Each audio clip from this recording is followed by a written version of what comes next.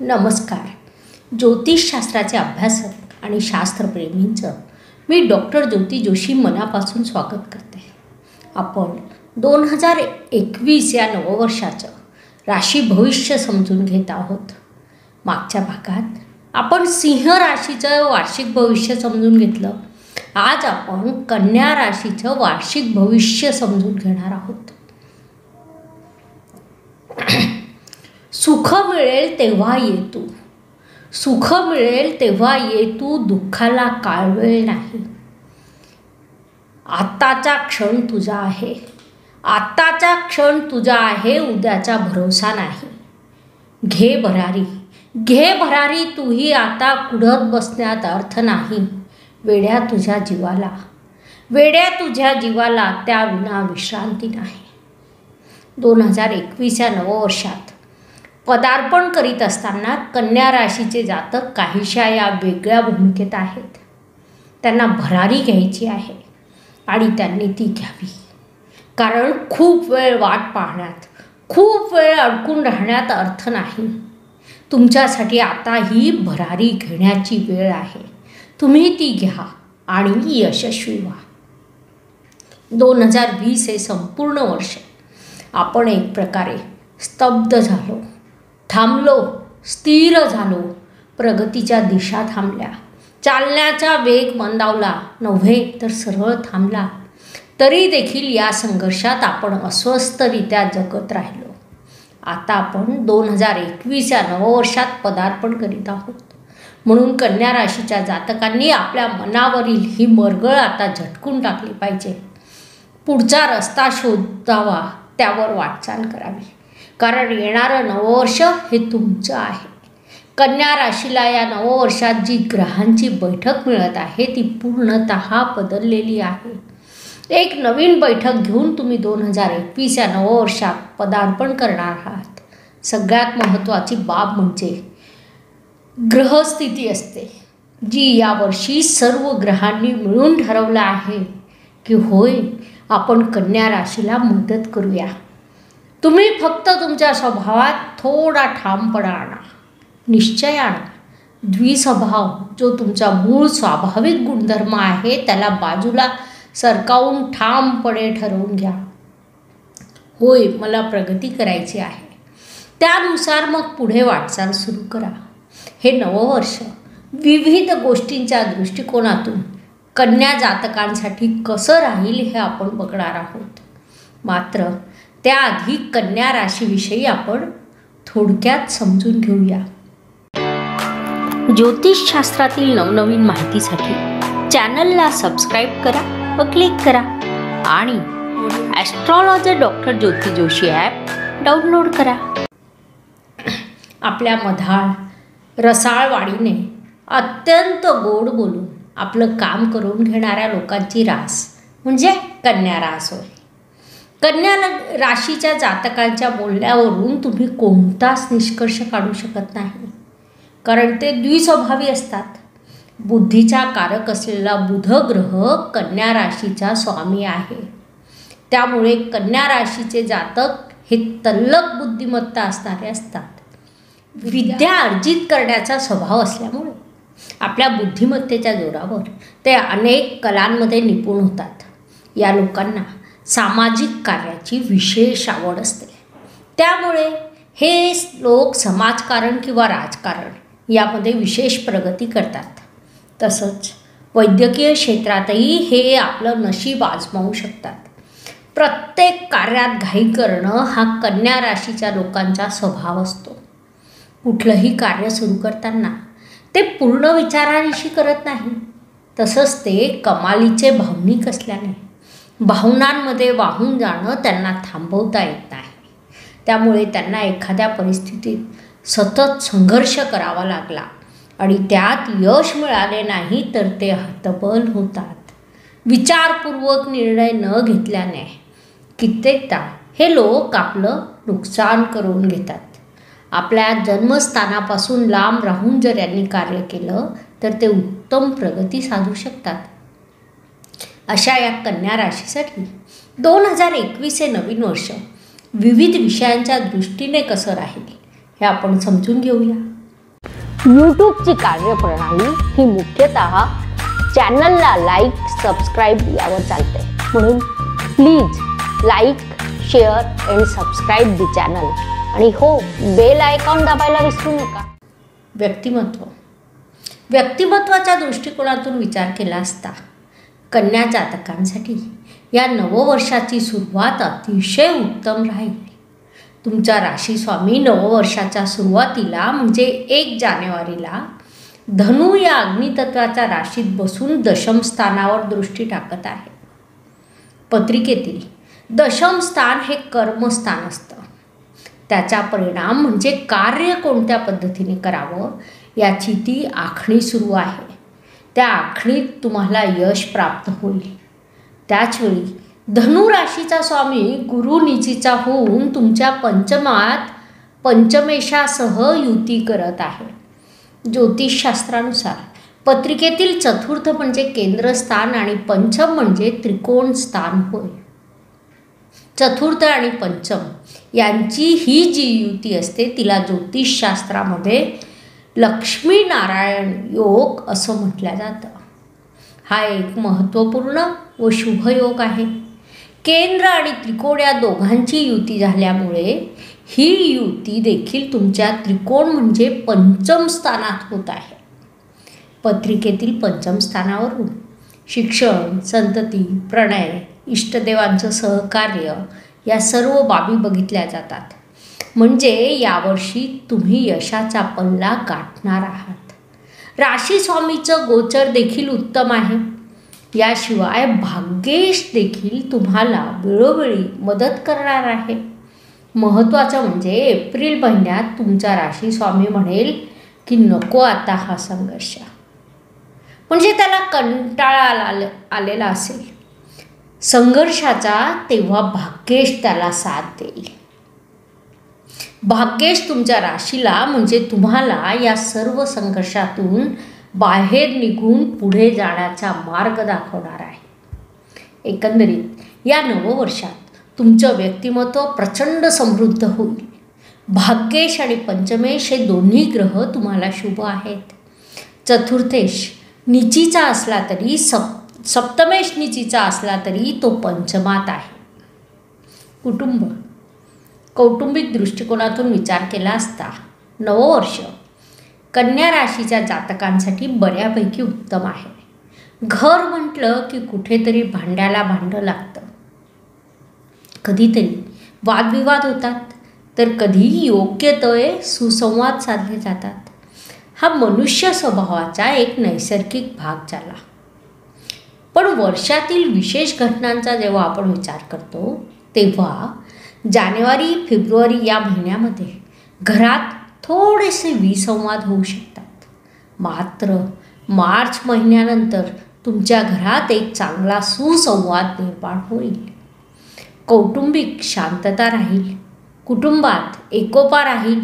आई वडिलांकडून तुम्हाला योग्य ते सहकार्य, प्रेम, आशीर्वाद प्राप्त होतील.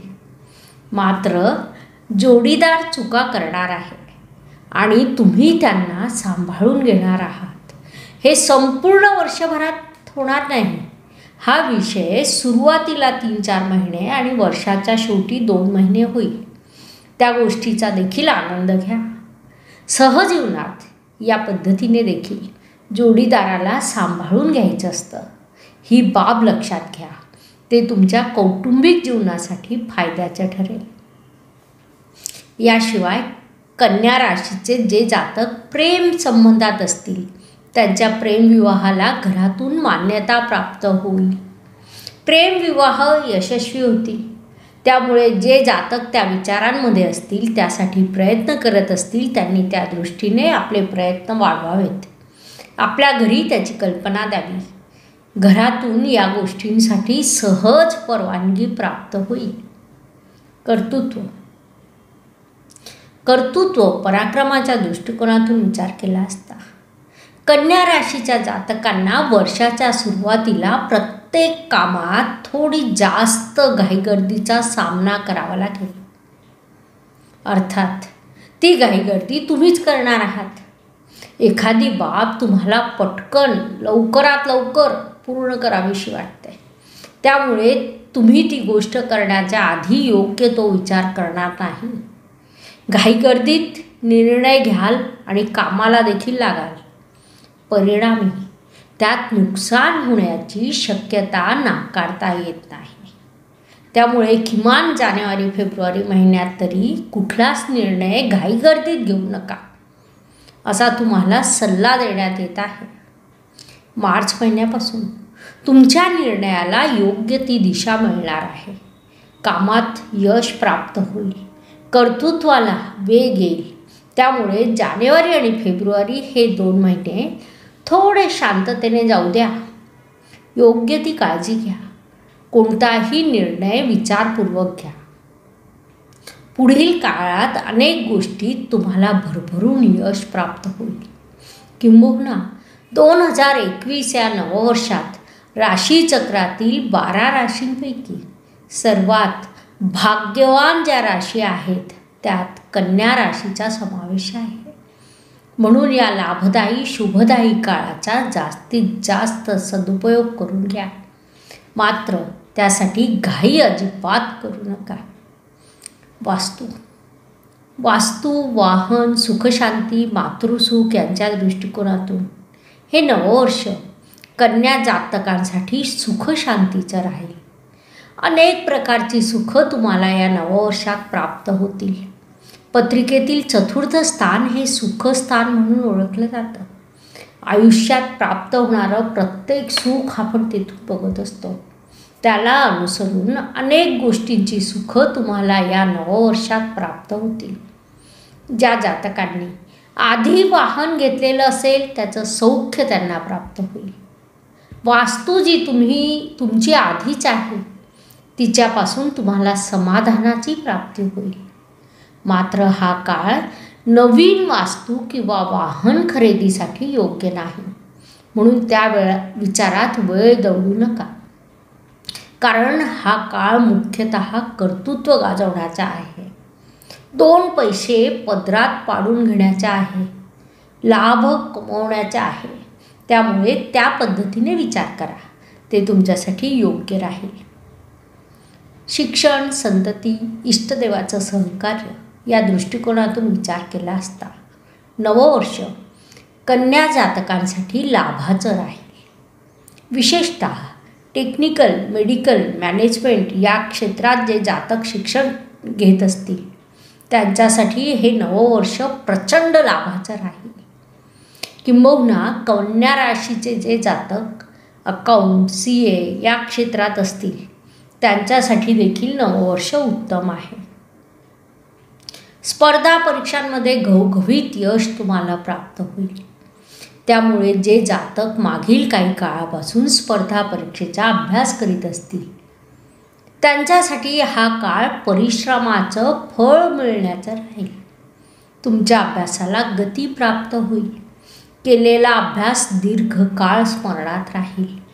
या शुभदायी लाभदायी काळाचा तुम्ही जास्तीत जास्त सदुपयोग करून घ्या. कारण अभ्यासात होणारी प्रगती ही दीर्घकाळ लाभ देणारी असते. संतती सुख आणि संततीपासून प्राप्त होणारं सुख ही दोन्ही सुखं तुम्हाला या वर्षात भरभरून प्राप्त होतील. इष्टदेवांचं सहकार्य असणार आहे. त्यामुळे आयुष्यातील या कठीण कालखंडात मार्ग काढणं तुमच्यासाठी सुखद आणि सुलभ होईल. 2020मध्ये ज्या गोष्टी घडून गेल्या त्यांना आपण बदलवू शकत नाही. मात्र त्या परिस्थितीतून बाहेर निघून मार्ग कसा काढावा, यशाकडे वाटचाल कशी करावी, आपलं कुटुंब कसं सांभाळावं या गोष्टींसाठी तुम्हाला इष्टदेव सहकार्य करतील. त्यांच्या सहकार्याने तुम्ही वाटचाल करणार आहात. नोकरी आणि व्यवसायाच्या दृष्टिकोनातून विचार केला असता नववर्ष कन्या जातकांसाठी मध्यम स्वरूपाचं आहे. या नववर्षी मिळणारं यश हे मध्यम स्वरूपाचं असलं तरी देखील तुम्ही त्यात समाधानी असाल. कारण मागील वर्षाच्या तुलनेत ते निश्चित जास्त असेल. जे जातक नोकरी करीत आहेत त्यांना आपलं कर्तृत्व आणि कौशल्य सिद्ध करण्याच्या संधी प्राप्त होतील. त्या संधीचा तुम्ही योग्य तो उपयोग करून घ्या. वरिष्ठ व सोबत काम करणाऱ्या सहकाऱ्यांकडून सहकार्य प्राप्त होईल. जे जातक व्यवसाय करीत आहेत ते आपल्या व्यवसायात वेगवेगळे प्रयोग करतील, त्यातून त्यांना लाभ होईल. व्यवसाय वृद्धीच्या संधी प्राप्त होतील. थोडक्यात नोकरी व व्यवसायाच्या दृष्टिकोनातून हे नववर्ष लाभाचं आहे, मात्र लाभ मध्यम स्वरूपाचा असेल. भाग्याच्या दृष्टिकोनातून नववर्ष कन्या जातकांसाठी मोठ्या भाग्योदयाचं राहील. असं म्हणतात की भाग्याने जर आपल्याला साथ द्यायची ठरवलं तेव्हा इतर कोणाचीही साथ नसली तरी चालते. फक्त तुमचं कर्म आणि तुमचं भाग्य या 2 गोष्टी सोबत असल्या तर तुम्ही जगात कसंही कुठेही यशस्वी होणार आहात. थोडक्यात भाग्याच्या दृष्टीने हे नववर्ष तुम्हाला लाभदायक, यशदायक आहे. मात्र सप्टेंबर महिन्यात तुम्हाला थोडासा संघर्ष करावा लागेल. तेवढा काळ सोडला तर संपूर्ण वर्षभर भाग्याची साथ लाभेल. म्हणून या काळाचा जास्तीत जास्त सदुपयोग करून घ्या. अपूर्ण राहिलेली कामं पूर्ण करण्यावर भर द्या. नवनवीन संकल्पना राबवा. जीवनात कर्म हे महत्त्वाचेच असतात. कर्मावरच आपलं भाग्य ठरत असतं. आयुष्याच्या दिशा ठरत असतात. आपली पत्रिका ठरलेली असते. जन्मतः आपण आपली पत्रिका घेऊन आलेलो असतो. मात्र पत्रिकेत जर असं लिहिलेलं असेल की तुम्ही कर्म करा, त्यानुसार तुम्हाला लाभ प्राप्त होईल, तर मात्र तुम्हाला पर्याय नसतो. तसं काही तुम्ही लिहून आणलेलं आहे. खूप वेळा काही जातकांचे असे विचार असतात की भाग्यात असेल तर आपल्याला प्राप्त होईल. पण इथे विचार करण्याचा हा मुद्दा आहे की तुम्ही कर्म कराल तर भाग्याची साथ लाभेल. 2021 या नववर्षात तुमची ग्रहस्थिती नक्कीच तशी आहे. त्यामुळे या नववर्षात आपलं संपूर्ण लक्ष कर्मावर ठेवा. यूट्यूबची कार्यप्रणाली ही मुख्यतः चॅनलला लाईक, सबस्क्राईब यावर चालते. म्हणून please like, share and subscribe the channel. आणि हो, बेल आयकॉन दाबायला विसरू नका. लाभाच्या दृष्टिकोनातून विचार केला असता आपण ज्या प्रकारे आत्ताच बघितलं की कर्म कराल तर तुम्हाला भाग्याची साथ लाभेल आणि त्यातून लाभ प्राप्त होईल. लाभापेक्षा देखील तुमची इच्छापूर्ती या काळात होईल. अनेक क्षेत्रांमध्ये तुम्ही आघाडी घ्याल. तुमच्या सर्व मनोकामना, इच्छापूर्तींचा हा काळ आहे. थोडक्यात आपलं संपूर्ण लक्ष कामावर केंद्रित करा, त्यातून तुम्हाला लाभ प्राप्त होईल. व्यय म्हणजे खर्च. खर्चाचा विषय निघाला की कुणाचंही डोकं दुखतं. अशा खर्चाच्या दृष्टिकोनातून विचार केला असता नववर्ष तुमच्यासाठी डोकंदुखी वाढवणारं नक्कीच नसेल. सामान्य प्रमाणात तुम्ही खर्च कराल, जे की आवश्यक असतात, प्रत्येकाला करावे लागतात. मात्र मे महिना तुमच्यासाठी थोडा जास्त खर्चिक राहू शकतो. त्या दृष्टीने तुम्ही आधी तयारीत राहा. योग्य ती तजवीज करून ठेवा. त्याशिवाय तुम्हाला परदेश गमनाच्या संधी देखील प्राप्त होतील. नोकरीत पदोन्नतीच्या संधी प्राप्त होऊ शकतात. गेले काही दिवस कन्या जातक जे परदेशात जाण्यासाठी प्रयत्न करत असतील, मात्र काही कारणास्तव त्यात यश येत नसेल, त्या जातकांची मनोकामना या नववर्षात पूर्ण होईल. म्हणून त्या दृष्टीने तुम्ही प्रयत्न वाढवा. एकंदरीत 2021 हे नववर्ष कन्या जातकांसाठी अतिशय उत्तम आहे. किंबहुना 2022-23 हे वर्ष देखील त्यापेक्षा उत्तम आहेत. मात्र यावर्षी तुम्ही जे कर्म कराल त्यावर पुढील यश अवलंबून आहे. उपायांच्या दृष्टिकोनातून विचार केला असता कन्या जातकांसाठी मुख्य उपाय म्हणजे त्यांनी आपल्या कर्मावर लक्ष केंद्रित करावं. धर्मानुसार कर्म करावं. जास्तीत जास्त न्यायाने वागण्याचा प्रयत्न करावा. सोबत शनी महाराजांचे मंत्र म्हणावेत. गाईला हिरवा चारा खाऊ घालावा. गरजू व्यक्तींना दान द्यावं. त्यांना सहकार्य करावं. हे उपाय लाभदायक राहतील. कन्या राशीचं 2021 या नववर्षातील वार्षिक राशी भविष्य समजून घेण्यासाठी एवढी माहिती पुरेशी आहे. आता आपण थांबूया. पुढील भागात आपण तूळ राशीचं वार्षिक भविष्य समजून घेणार आहोत. धन्यवाद. शुभम भवतु.